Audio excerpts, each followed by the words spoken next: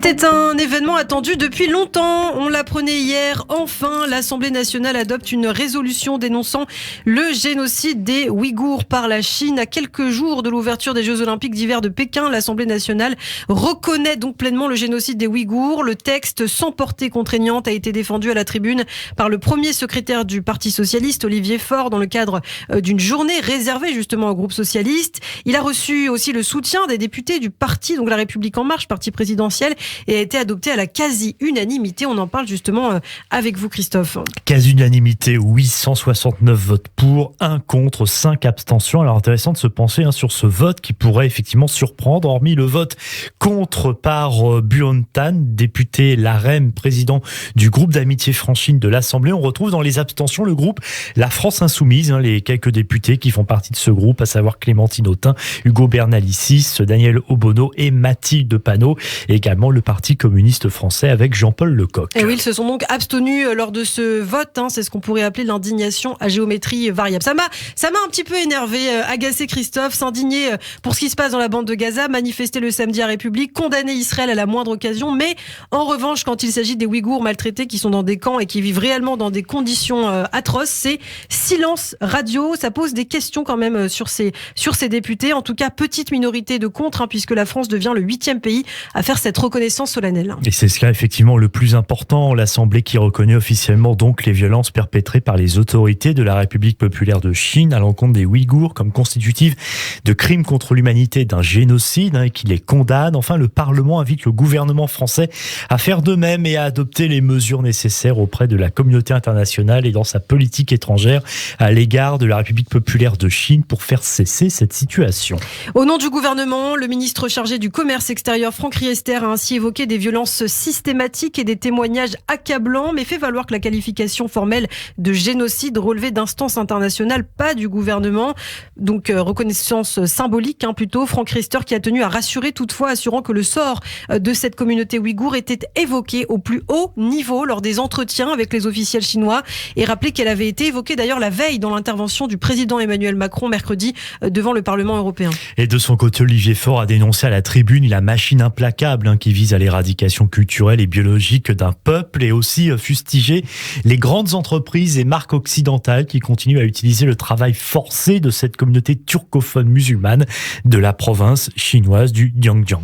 Et justement, on y reviendra dans un instant sur ce qui se passe dans cette région, mais d'abord, il faut le dire, le commerce des vêtements, ça c'est le gros dossier dont on parle finalement trop peu, mais il y a énormément de marques qui exploitent le travail des Ouïghours en France. D'ailleurs, la liste est régulièrement mise à jour, notamment grâce au travail du lanceur d'alerte Raphaël Glucksmann, qu'on connaît bien. Raphaël Glucksmann qui s'est fait un petit peu le porte-voix de cette cause. Effectivement, un député européen, récemment, c'est l'enseigne Zara France qui s'est vu refuser l'extension d'un magasin à Bordeaux en raison d'une enquête en cours sur le possible recours au travail forcé des Ouïghours en Chine par Inditex, la maison mère de la marque d'habillement. Une enquête ouverte fin juin par le pôle crime contre l'humanité du parquet national antiterroriste se fonde sur une plainte déposée en avril par plusieurs associations pro-Ouïghours. Et oui, les associations qui reprochent à Inditex, donc qui détient Zara, Bershka, Massimo Dutti, Uniqlo France également, on leur reproche cela, SMCP qui détient Sandro, Mage de Fursac, et le chausseur Skechers de commercialiser donc des produits fabriqués en totalité ou en partie dans des usines où des Ouïghours sont soumis au travail forcé. La fast fashion, il faut en parler, Christophe, vous connaissez le souci, c'est un vrai problème en dehors de la problématique ouïghour. En moyenne, en Europe, on porte un vêtement seulement 7 fois avant de s'en débarrasser. Et la question, où vont ces vêtements qu'on met dans des bacs à recycler ? Eh bien, beaucoup, par exemple, vous l'ignorez peut-être, vont au Ghana, le pays africain qui est devenu la poubelle vestimentaire du monde occidental, car aujourd'hui, plus de la moitié des vêtements qui arrivent dans ce pays africain ne peuvent pas être recyclés. Mais bon, ça, c'est un autre sujet sur lequel on reviendra, j'en suis sûre. Alors, on parlait des Ouïghours, il faut revenir, Christophe, sur ce qui se passe dans ce pays. Effectivement, et oui, de nous resituer dans cette histoire plus précisément, rappeler qui sont les Ouïghours en fait. Ces peuples effectivement turcophones à majorité musulmane, mais pas seulement, installés dans le nord-ouest de la Chine depuis un millier d'années. En 1949, année d'ailleurs de sa création, la République populaire de Chine annexe ce territoire qui renomme donc le Xinjiang, littéralement à nouvelle frontière, ce qui va d'ailleurs provoquer bien sûr des tensions entre les Ouïghours et le gouvernement. Ce qui va durer 70 ans, les tensions qui ont surtout tout explosé dès 2014, série d'attentats notamment attribués à cette minorité. Écoutez justement Dilnur Rehan, qui est la présidente de l'Institut Ouïghour Europe, qui était l'invitée l'an dernier de Radio J. Depuis ce temps, il y a en fait un traitement de seconde zone des citoyens des Ouïghours par les colons ou le pouvoir colonial. Donc effectivement, enfin les Ouïghours, ils ont toujours connu la discrimination quotidienne et que dans tous les domaines de la vie. La situation s'est radicalement dégradée depuis fin 2016. Actuel président chinois Xi Jinping a mis à la tête de la région ouïghour un homme qui s'appelle Chen Shuangguo, qui a mis en place dès fin 2016, dès son arrivée, un vaste système de camps de concentration où on estime il y a environ 3 millions de Ouïghours, principalement des Ouïghours, mais aussi des Kazakhs et Kirghizes, des Ouzbeks qui sont détenus dans ces camps. Vous l'entendez donc, Dilnur Rehan. Aujourd'hui, des organisations de défense des droits de l'homme accusent la Chine d'avoir notamment enfermé plus d'1 million de Ouïghours, de musulmans, dans des camps de rééducation politique. De son côté, Pékin nie l'existence de ces camps et parle de centres de formation professionnelle pour lutter contre la radicalisation.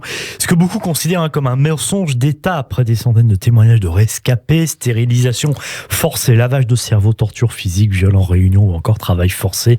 Il y a 2 ans, l'Union européenne haussait le ton et évoquait alors de graves violations contre les droits de l'homme.